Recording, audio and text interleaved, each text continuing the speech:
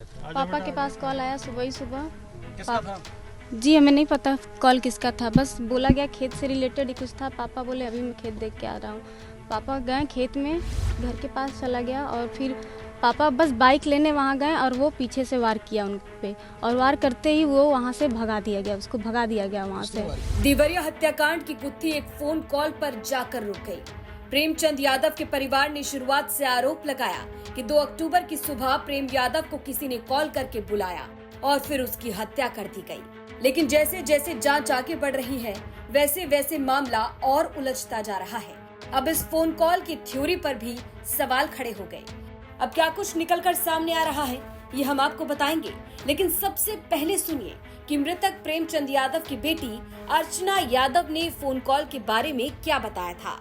किसके पास फोन आया था? पापा के पास कॉल आया सुबह ही सुबह। किसका था? जी हमें नहीं पता कॉल किसका था, बस बोला गया खेत से रिलेटेड ही कुछ था। पापा बोले अभी मैं खेत देख के आ रहा हूँ।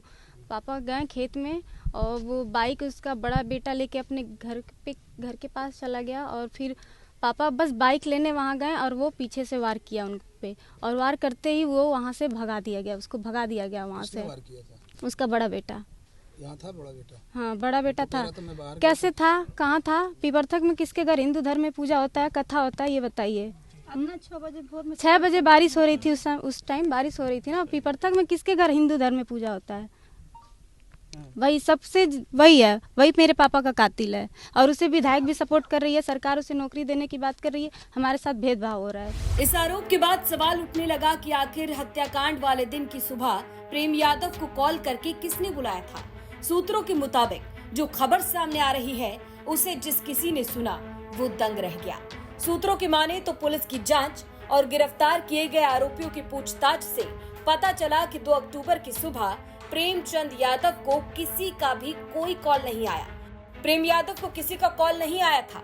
हालांकि पुलिस की जांच लगातार जारी है, लेकिन प्रेमचंद यादव को कॉल कर बुलाने की थ्योरी पर अधिकारी कुछ भी बोलने से बचते हुए नजर आ रहे हैं। देवरिया पुलिस ने प्रेमचंद यादव की फोन की कॉल डिटेल भी खंगाली है। आधिकारिक तौर पर तो नहीं, लेकिन एक विभागीय सूत्र के अनुसार प्रेमचंद यादव के फोन पर 2 अक्टूबर की सुबह कोई कॉल नहीं आया था। सूत्रों की माने तो इस बात की पुष्टि प्रेमचंद यादव के ड्राइवर और उसके सबसे करीबी नवनाथ मिश्रा ने भी इस बात का खुलासा पुलिस से पूछताछ के दौरान किया है। ये अलग बात है कि पुलिस अब तक प्रेम यादव के फोन को बरामद नहीं कर पाई है।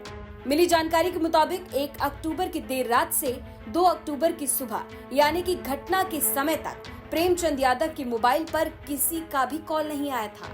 पुलिस अभी तक प्रेमचंद यादव के पिता राम भवन यादव, छोटे भाई रामजी यादव, प्रेमचंद यादव का ड्राइवर और दाहिना हाथ जिसे कहा जाता है नवनाथ मिश्रा उस पट्टू समेत 21 लोगों को गिरफ्तार कर चुकी है।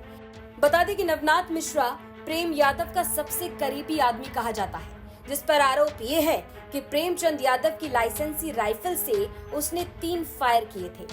हालांकि पुलिस इस मामले में मृतक सत्य प्रकाश दुबे के साथ साथ सभी आरोपियों की भी कॉल डिटेल खंगाल रही है।